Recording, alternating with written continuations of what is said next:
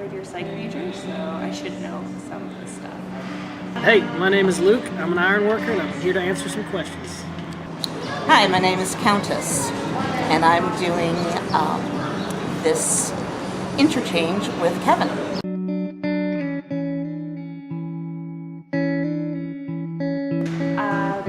What I read in class, what I've heard growing up, reading about it, I was interested in psychology, and that was one of the things that I would read about, mostly about anorexia and bulimia. I know now that there are other kinds of eating disorders that appear in different ways, but those are the two that you hear the most about. Like the different types of eating disorders? Just anything to your knowledge about eating disorders. I mean, I know about like anorexia and bulimia and stuff, but that's about the extent of my knowledge. I know a great deal because I was a dancer at one time, and there was a lot of pressure for women to get thin, and that started probably when I was about 13 or 14, so that was like in the early 80s, so a good 30 years ago. I know that there's anorexia, which is just limiting a lot of calories and always seeing yourself as being much less thin than you are, and then it just a distorted personal perception. And then bulimia is very similar, but it's harder to detect sometimes because you don't necessarily have that anorexic look. You could also be very active and physical because bulimics often use exercise as another way to control their body. Anorexia is where you don't eat anything because you feel like you're too fat or you want to keep a perfect figure, I think. And bulimia is where you eat stuff and then you make yourself throw it up right after. Same kind of races. Anorexia and bulimia are the ones that I know of because they are the ones that I have interchanged or I've dealt with in my life. I had friends who were bulimic. I was bulimic. In the dance world, you're just a step away from a eating disorder anyways, because you want to be thin and look good for the ballet. And if you start developing hips or breasts, they tell you that you will not be able to be a ballerina. So I spent a lot of my life keeping as thin as possible so I wouldn't have too much showing. And then when I got to be into my 20s and 30s, I began to see a lot more vintage photographs of women, what they look like. I thought, wow, they look a lot like me. And I just embraced what I had and moved on. And I also know that there's binge eating disorder, which can be very hard to detect just not looking at someone because they could look normal, and pass as not having a particular eating problem. I know there's more, but I don't actually know what they would be called or what their names look like. I think they should be better understood by the general public, and it should be easier for people who have eating disorders or people who think that a friend of theirs might have eating disorders to recognize and seek help for.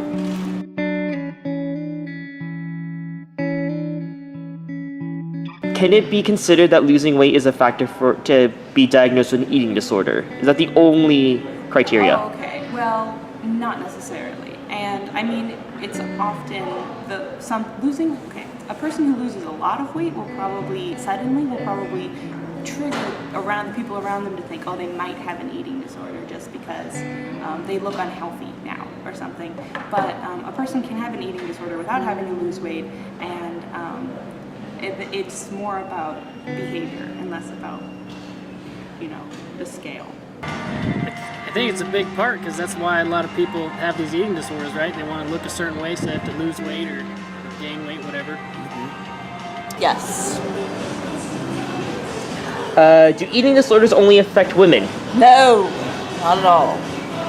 No, and I only know this because I've read about it, and I'm a psych major, so it comes up all the time. But a lot of other communities can have prevalence of eating disorders. Specifically, recently I heard about often in drag communities for gay men, eating disorders can be higher than in other communities, maybe for social pressures on how their bodies should or shouldn't look. So that's one other instance. No, I think it's mostly when you think about it, you think, oh, it's all women. But I mean, I know a couple guys who struggle, but I think it's more women. Do you happen to know the name of the eating disorder in which one would eat inedible objects such as plastic, sofa cushioning, anything? Strange. No, but I just learned about that recently, and it's really interesting. I don't know what it's called, but it's pretty much featured in every episode of My Strange Addiction, which is a great show. I don't remember what it's called. I've only heard of something that might be like not an official version of it, where pregnant women often eat ice or dirt because of malnutrition, or something triggered in their brain, but I don't know the name. No, sorry. When did you think the first incident of eating disorders occurred? Oh, I think I've heard of European queens who people now think might have had eating disorders because of diary entries and the ways they talked about their relationship with food. I don't remember what her name was. It's like Elizabeth or one of them, but a long time ago, maybe as early as the 1600s or something. Adam and Eve in the Garden of Eden, they ate the apple they weren't supposed to. I know it became prevalent in the 60s with that Twiggy look, which again was repeated in the 90s. But I can imagine it probably goes as far back as, Rome and them tickling the back of their throat to throw up so they can eat more. I'm sure that a lot of that. Oh, there's binge and purging, which we got from the Romans. So, Is it considered a disorder to refuse any particular type of food or substance? it can. It just really depends.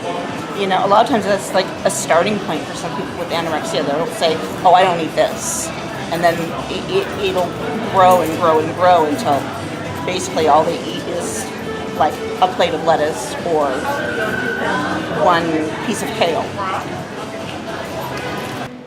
I wouldn't say that. I mean, people have preferences. So if you're just like, I won't eat mushrooms, I don't think that's really an eating disorder. I think so. Do you happen to know what binge eating disorder is? I do, binge and purge. Would you think that the treatments for binge eating disorder and bulimia are going to be the same? No, because one is more of an activity, and when you binge and purge, you're like eating tons of food. You're eating like a gallon of ice cream, a box of Oreos. You're binging, and then you have to throw that all back up. They both are a result of two different things, I think. They're both self-abuse, but I think binging and purging is a more heavy-duty,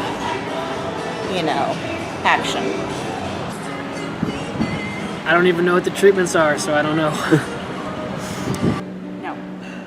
Just because bulimia is, I think, is more similar to anorexia than it is to binge eating disorder in the restricting of eating and the restricting of calories, I think. Whereas binge eating disorder is kind of impulsive and, yeah, I'd say no. Can you think or name of any potential socio-cultural aspect that could influence someone to get an eating disorder? Oh yeah, for sure.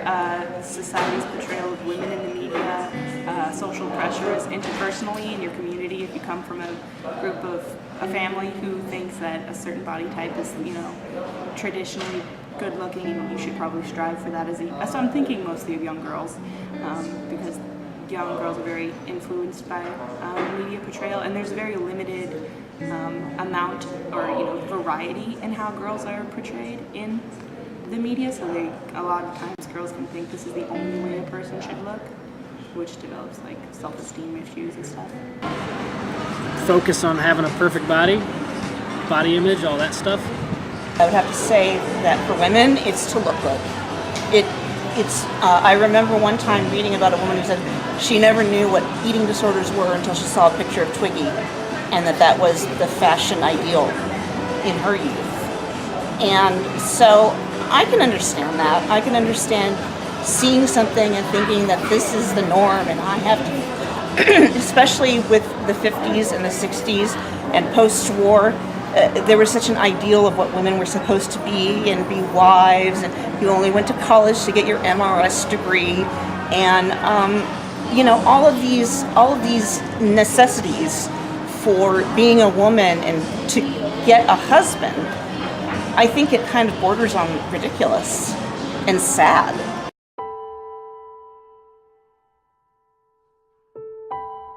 So actually, when it comes to weight loss, you are certainly right. It's just that for it to be classified as for one type of eating disorder, the weight loss mostly has to be very significant.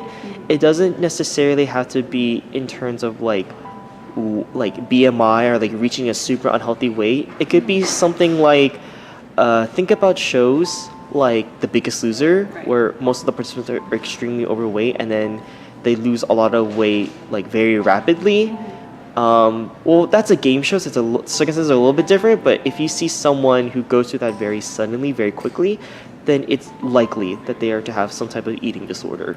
Makes sense. So when it comes to having an eating disorder in regards to weight, the weight loss has to be extremely significant.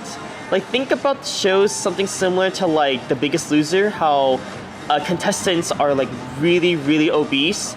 And okay, so they lose the weight properly, but like outside of like the show and like trainers, like it would be very very worrying if you had like a friend that was like 300 pounds and then all of a sudden was like 120 in like 2 weeks. Like there could be a potential problem there. And then vice versa, if you gain the weight back, would also be. Yeah, so it's really rapid and large changes. Yeah. Not just like slowly over. And it has nothing to do with BMI. A lot of people think it has something to do with BMI index. Like BMI doesn't really mean much. Like you can still have a healthy BMI and you have an eating disorder and vice versa. When it comes to weight loss, for one to have an eating disorder, the weight loss has to be pretty extremely significant in one's life. Like if you know someone that's roughly about 300 something pounds and then in like 2 weeks they're down to like 120, it's probably safe to assume that there's something up. Yeah. Oh, definitely. If the weight loss is that drastic, of course. And the same thing with weight gain as well. And a lot of people make the assumption of, low BMI count means eating disorder, and that's actually not true at all. Because you can have a healthy BMI index, and you could still have an eating disorder. Oh, yeah. You are certainly right that eating disorders do not only affect women, they affect men. And most people think it affects like American women, or if we're going to bring race, it's like Caucasian women, but no, it's all around. You are gay men certainly experience type of eating disorders every now and then, but believe it or not, straight men also do as well. Like very athletes and people in the army. I wasn't familiar with that. I mean, I knew that it could happen, and sometimes does happen in straight male communities. I didn't think about the army or other. It's just there's a lot of pressures, like to be fit or to be to achieve the body type thing, and along with like female objectification, there's also male objectification. Like every guy has to have rock hard abs and like broad shoulders and whatnot. Yeah. Makes sense. You are certainly right when eating disorders do not only affect women. The most of the focus is on women and like their struggles, but men certainly, both homo and heterosexuals, have had their struggles, particularly with men. Like there's like issues in like with athletes and being in the army to maintain their perfect figure, and sometimes there are a lot of influences that can lead to men having eating disorders as well. That makes sense. My dad's in the military, so you know about the discipline, everything, diet included. You're certainly right about eating disorders not only affecting women. Men have had some of their fair shares, both hetero and homosexuals. And when it comes to men, they also struggle with things like body image, but theirs is a little bit different where things like athletes and people from the military, Right. They have a type of standard that they have to keep up with. Yeah, I have a friend that's in the Marines, and he eats this really strange, strict diet, but he's all pumped up and everything, and if As long as he's keeping healthy, I don't think there's anything wrong with it. The eating disorder in which one eats any random thing like plastic or plants or anything that's inedible, it's called pica. Pica. That's cool. So Right. like, do they know that they're eating non-food items, or do they feel like they don't even, like, what is the... I believe people who have pica they either are or unaware. The only thing that allows for a pica diagnosis is when what they're eating is like not edible, and it's like it is definitely very harmful to their health. So something like someone eating lead paint, there are people that eat lead paint and it's just like they just like the taste, or something like eating stuff. The woman from the TV show I watched, she was eating couch cushions. There's like compulsively, like she eats 7 couches over her lifetime. Right, and the other thing about pica is it's also very compulsive. Like it's not necessarily they can control it too. It's just like they feel the need to eat the substance, even though generally most of us know that it's not healthy to do so. That's very interesting. The name of the eating disorder in which one would eat inedible things is called pica. Pica? Yep. So if you know someone that's like eating paint, eating plastic, eating the cushions off of sofas, like, because those things are not meant to be eaten, and that's just anything like that is pica. Pica. P-I-C-A. Learn something new every day. The name of the eating disorder in which one would eat inedible things is known as pica. Pica. P-I-C-A. And, you know, it's just things like plastic, lead paint, sofa cushions. Yeah, this woman who eats mattresses. So, based on current research, the earliest potential incident of eating disorders could go back as early as the late 4th century. And it is due to, particularly with Christian women, they feel the need to be closer to God, and how they would devoid themselves of substance to get closer. That makes a lot of sense. And I mean, that might have had a factor, but then when you mentioned things about like diaries and whatnot, and that's where the theory comes from, is when they write down their accounts of their experiences, it's very similar to what people today with eating disorders go through. That's very interesting. People have always generally just been people since the beginning of time. So. Exactly. With the historical account, the most earliest recorded incident of an eating disorder is as early as the late 4th century, in which nuns and female Christians felt the need to be closer to God by by fasting and sacrificing substance to get closer to Him. And even though at the time it looked like a religious act, when we looked at like their diaries or journals, like all their accounts and their behaviors was similar to of one having an eating disorder in more recent times. When it comes to early historical incidences, some early documentation is as early as the late 4th century.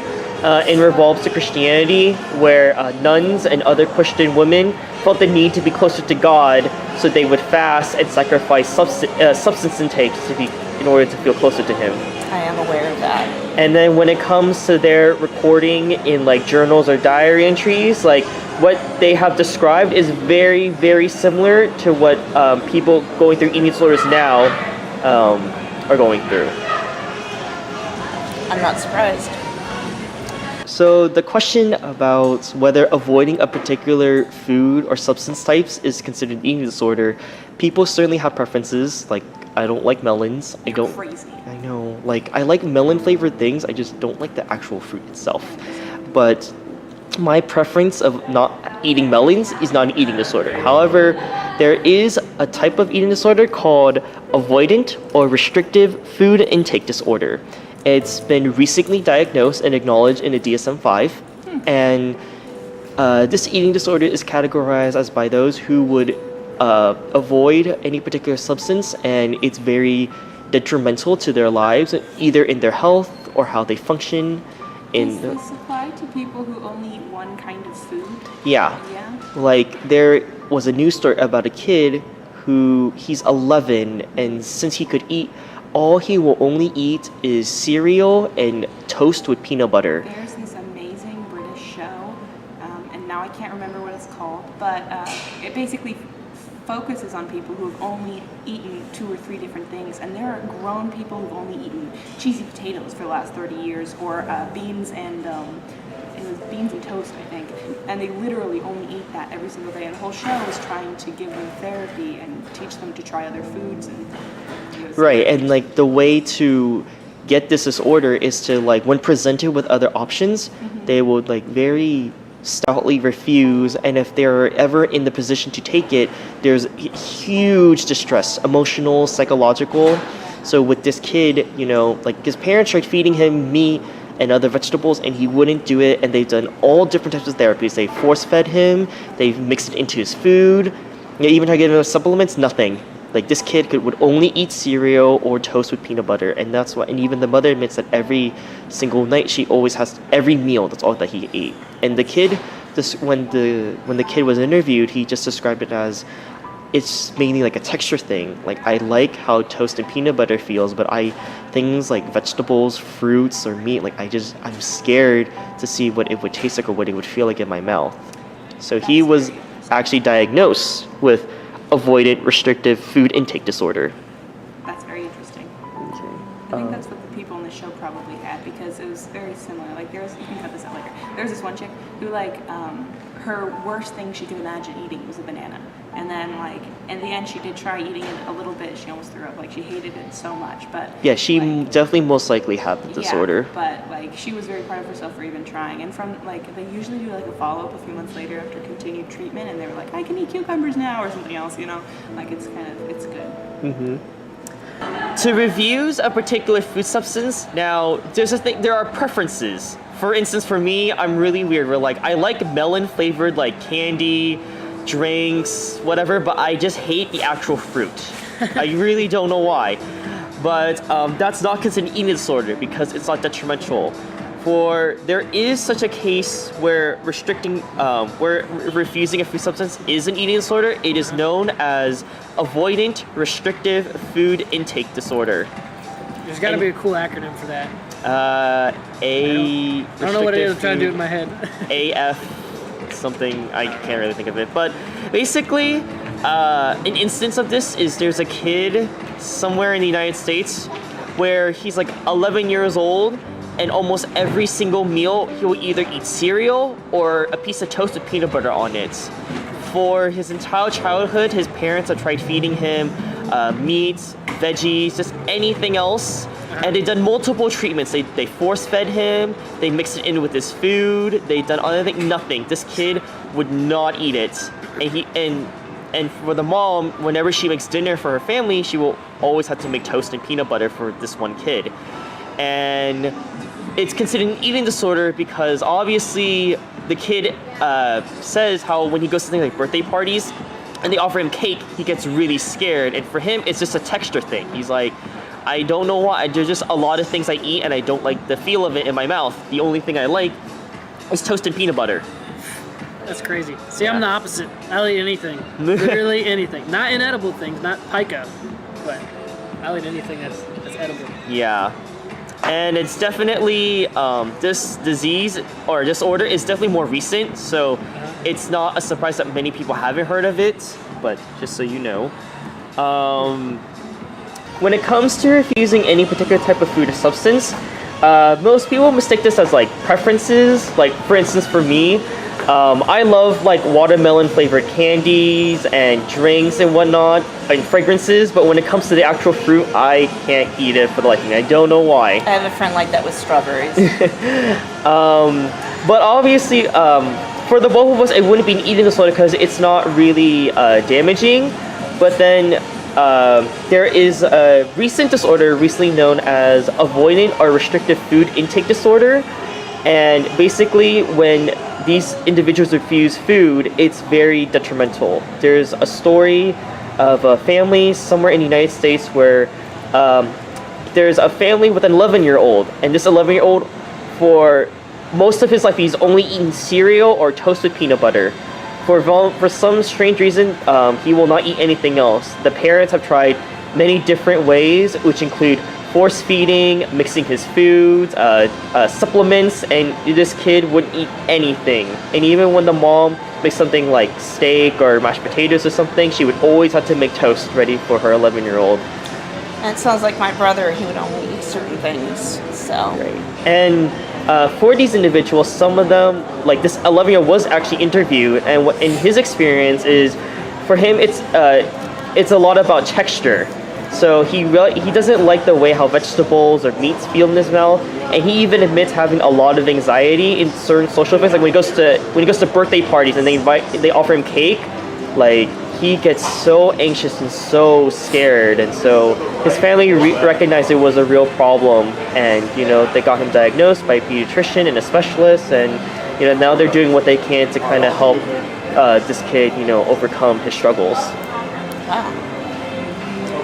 You're certainly right about the treatment for bulimia and binge eating disorder are different, because with binge eating disorder, there's a lack of control when they eat, and the main treatment for them is focused on behavioral and cognitive, where they would have to start restricting their intake and record what they put in, and that's how those disorders are usually treated. Versus bulimia, they're way too focused into like they're very aware of what they're eating.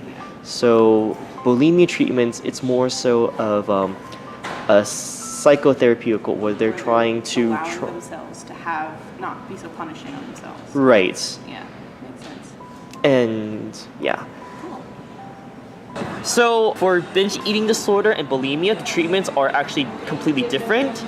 It's because when you have binge eating disorder, you're just eating everything in sight. Like you kind of just, like, if you think about the definition of a glutton, that's what someone with binge eating disorder has.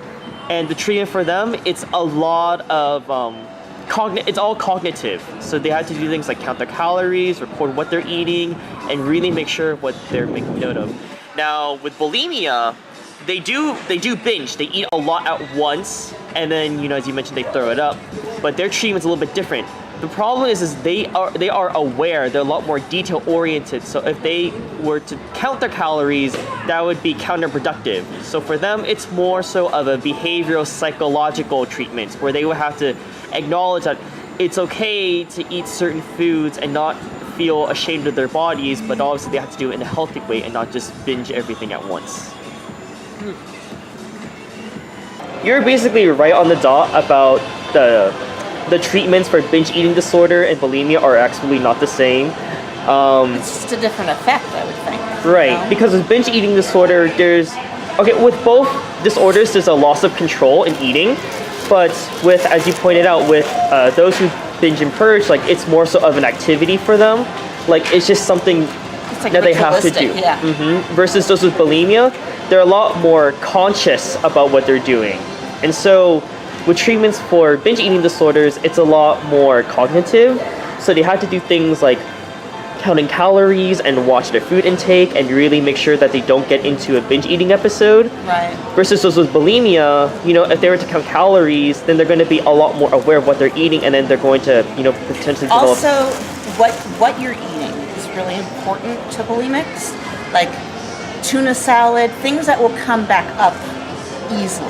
Mm-hmm. So you're always looking for those sort of soup, mashed potatoes. You're always looking for those kind of foods, pudding, because you can rid yourself of them more easy than a steak or a hamburger.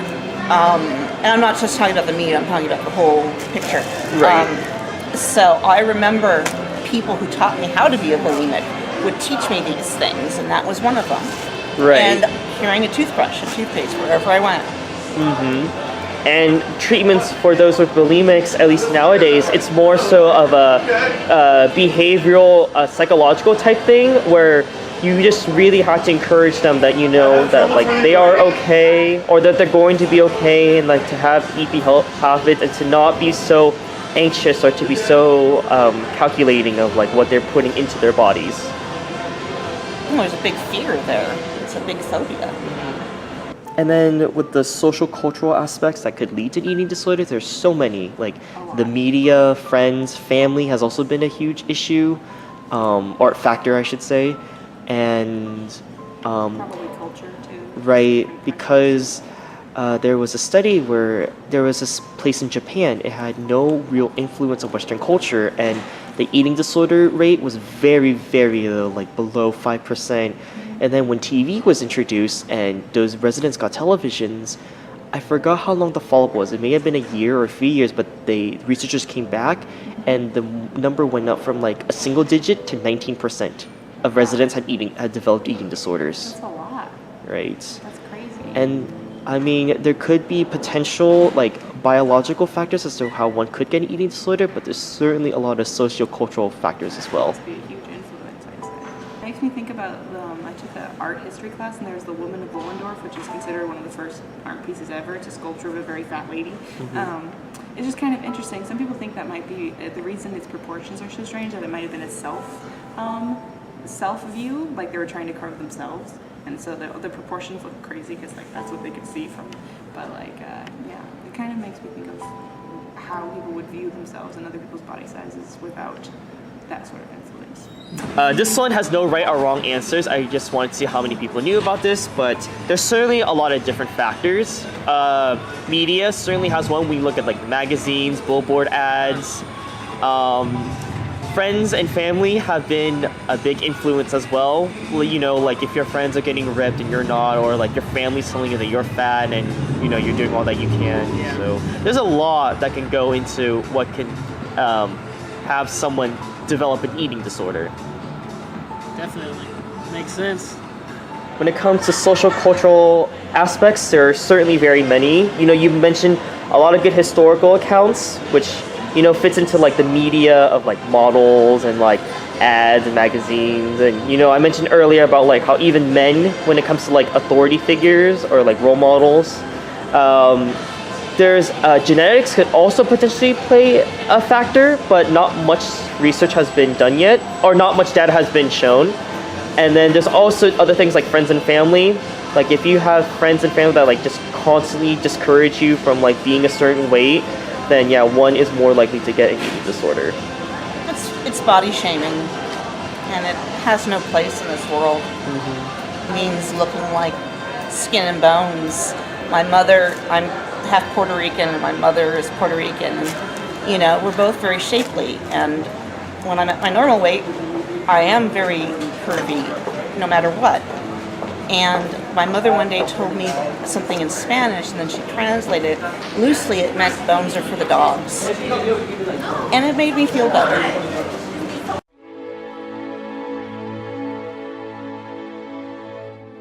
If you feel like you or a loved one in your life is experiencing some type of eating disorder, where would you go for advice, treatment options, or consultations? Probably CAPS, which is the psychological counseling on campus, but I don't know where you go specifically for eating disorders.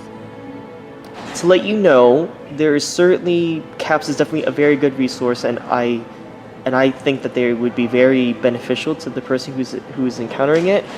But are you aware of the UCSD Eating Disorder Centers for Treatment and Research? Oh, I did not know about it. Yeah, so they are a university-based nonprofit center that, their main goal is to help treat people with eating disorders. And they have 3 separate clinics, pediatric, adolescents, and adults. And they have about 6 to 10 hour a day option treatments where, patients could go in and get treatment for what they need, whether it's cognitive or psychological or behavioral. And also we have one of the biggest centers for eating disorders for men. Really? Yeah, like certainly, a few number of females have gone to the center, but not many males know where to go. But UCSD certainly has like a really big standing in treatments for men with eating disorders. That's really good. If you or a loved one in your life is experiencing eating disorder, where would you go? Doctor? Like, any particular type of, like a regular doctor, a specialist doctor? I'm sure there's a specialist for eating disorder. There's enough specialized doctors out there nowadays. Are you aware of the UCSD Eating Disorder Center for Treatment and Research? I'm not. It is one of the biggest eating disorder treatment centers we have here in the United States. They do 3 different types of programs, pediatric, adolescents, and adults, where they have different variety of programs from 6 to 10 hours a day for X amount of weeks. And they just go through the treatments and help those who get better. And unique to the UCSD location, we also have one of the largest standing in treatment and research for eating disorders for men.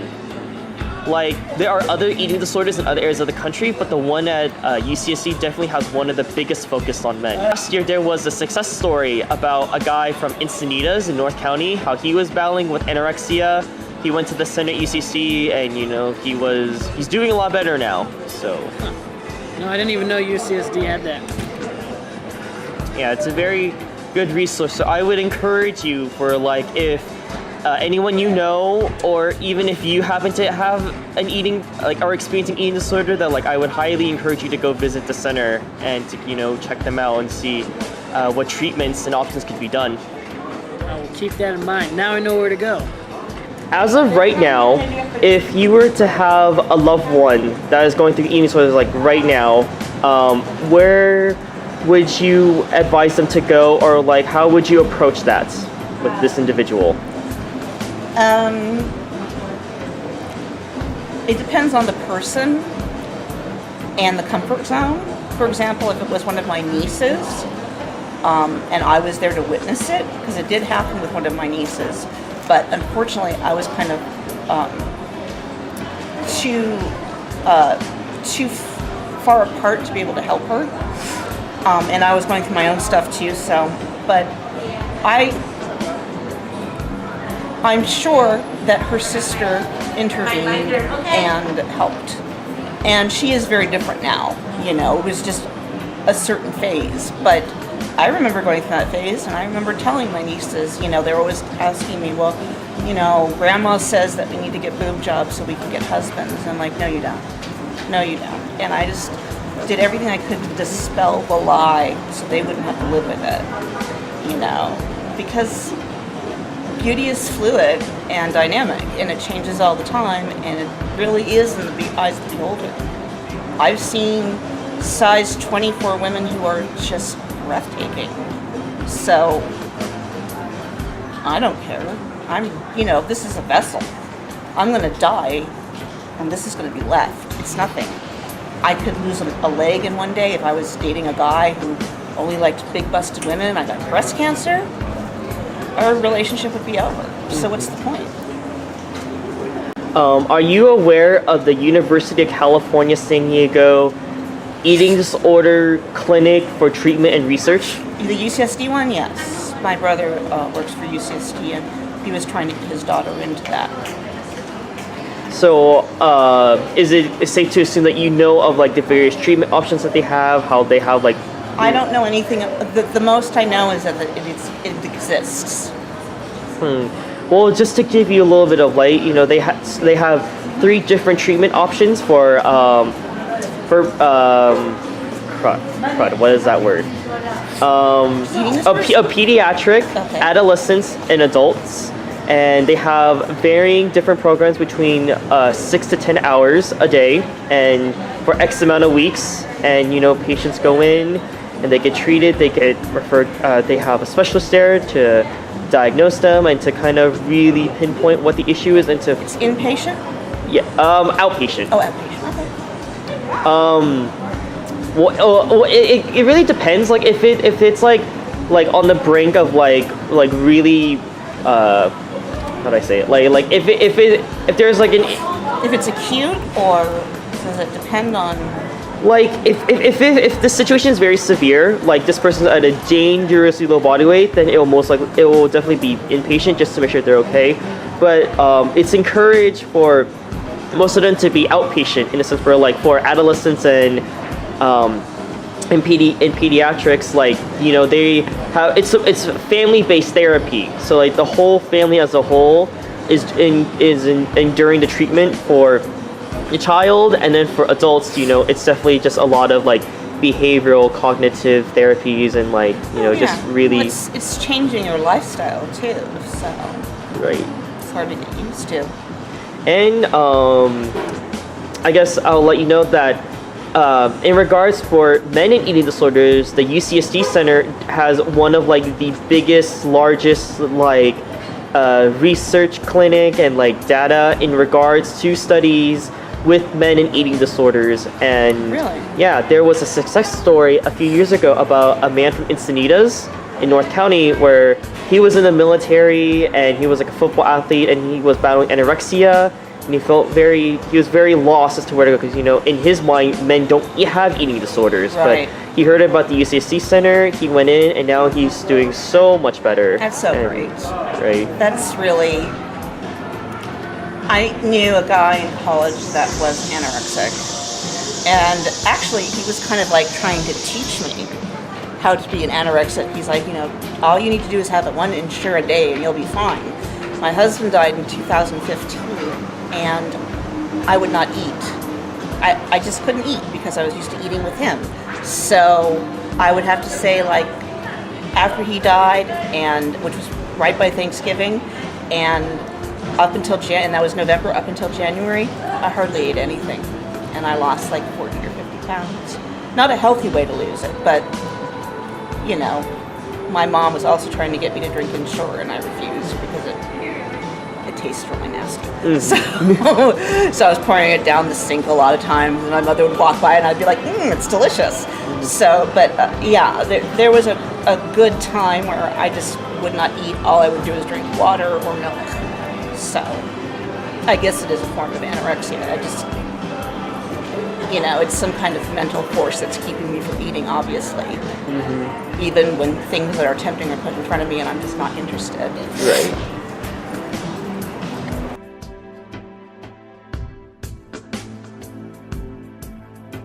I'm curious to learn more. I'll probably try looking up other forms of eating disorders that I wasn't familiar with, like PSYC, which I learned about today. So yeah, it's interesting to me. As a psych major, I should probably know about it, and just generally, so I can, you know, have it's important knowledge to have. Do you feel like if you were ever confronted with an eating disorder, whether it's from your own life or someone you know, would you know how to approach that situation? I would definitely try my best. I would know how to do it better now, I think, but especially if it's someone I'm really close to, I would want to handle it right and not make them feel worse about it, but still try to support them in getting help, you know? So, delicate balance. Okay, well, thank you very much for your time and have a good rest of your day. You're welcome. I know a lot more about him than I did when we started. Thoughts about it? It's a lot bigger than I thought initially. I don't know. I haven't heard. It doesn't get a lot of press in my mind. You don't see on the news, woman with an eating disorder. Right. So no, I didn't realize they had whole treatment centers like you were talking about, UCSD and everything, and whole specialists devoted to just that. I thought they'd lump that into something else. So it's neat to see how they've broken it out like that. Right, like the current research and the data is like exponentially growing, and even if there was to be taught like a college class about it, there's no textbook, because there's no way, as of right now, there's no way a textbook can be completely accurate about all these findings, because everything's so recent. So, you know, it's good to hear that, like, you know, people are like willing to learn and be educated. And, you know, my hope after all this is that, like, you know, again, as you said, you feel a little bit more informed, and that, you know, if you do happen to come across eating disorders, whether it's from yourself or from someone that you know, that like you'll know how to approach it and how to, you know, help that person get to a better place. No, I think I definitely have a much better grasp on it now, and now I know where to go. So thank you. I feel that there are a lot of women out there that are a meal away, a bowl of broccoli away from eating disorders. And I've seen members of my family and members and friends who are just so obsessed with their weight and what they eat, and having like 2 pieces of broccoli for dinner, and I'm just like, that's not good for you. That's not a way you lose weight. Last year I was eating really good and exercising, and I lost tons of weight, and it came off really slowly and healthy. And we live in a world with our iPhones and everything. We live in a world of instant gratification. So a young girl's going to see herself in a picture, and she's going to find out she could lose 50 pounds by, in the Victorian times, they would swallow tapeworms. But she knows she could lose that weight by doing meth or something. I know a lot of girls were doing drugs so that they could lose weight. And it's a shame. It's really bad for your body, but, so is starving it to death. So I think it's going to go on. I don't think there's ever going to be a time when a woman is truly happy with herself, unfortunately. But I think it's important that we provide a lot less body shaming and a lot more positive reinforcement of people's bodies. I grew up with nieces that looked like supermodels, and they all thought I was the most beautiful thing in the world, and I was a goddess. And I always felt fat and ugly and old in front of them. But, it really, again, it's really in the eye of the beholder. And, I really appreciate you taking the time to kind of, share your thoughts and your stories about all this. And, you seem pretty, knowledgeable about the whole thing, which I'm really thankful for, because most of these other people I've talked to, like, they don't really know how to approach one that have eating disorders, or like even if they might be having one, they wouldn't know where to go or how to handle it. And so I can discern it pretty easy, because I see people doing behaviors that I used to have, and you're like, yep, that's what's happening.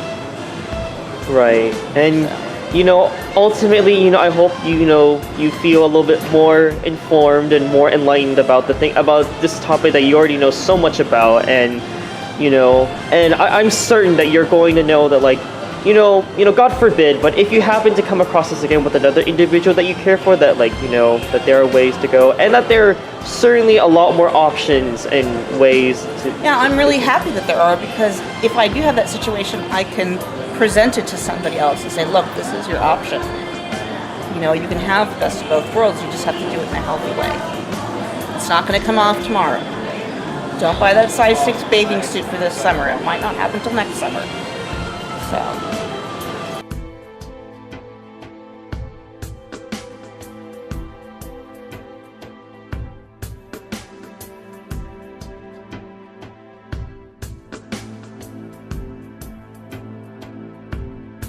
Any other thoughts or remarks you'd like to make? When you look in the mirror and you see yourself, love yourself.